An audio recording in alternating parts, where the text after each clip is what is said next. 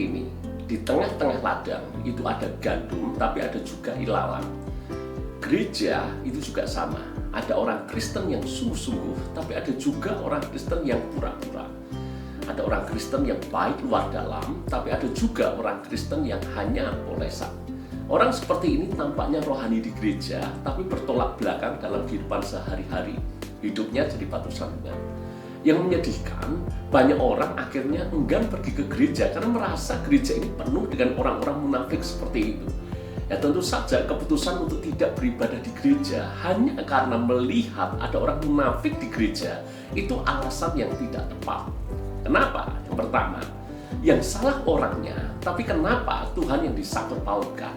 Lagi pula, tidak semua orang Kristen itu munafik. Jadi jangan kebiah-uyah, istilah dalam bahasa Jawa yang artinya menyamaratakan. Alasan kedua, bukankah gereja itu memang tempatnya orang berproses menjadi seperti Kristus? Jadi gereja bukanlah tempat orang sempurna, melainkan tempat di mana kita memiliki kerinduan untuk disempurnakan seperti Kristus.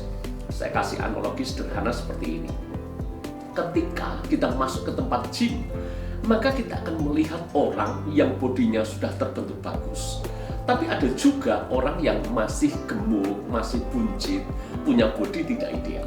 Pertanyaannya, apakah kita akan menolak pergi ke tempat gym hanya karena melihat ada beberapa orang yang kegemukan di sana? Karena merasa percuma saja pergi ke tempat gym? Dan tentu saja tidak. Jadi gereja adalah tempat kita bertumbuh dan berproses menjadi semakin sempurna dengan Kristus.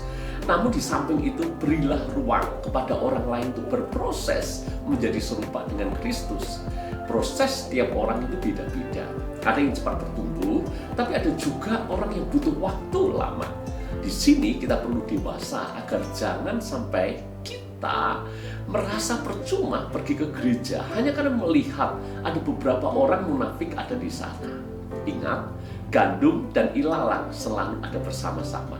Apakah kita akan malas menabur benih gandum hanya karena takut tumbuh ilalang di ladang yang sama?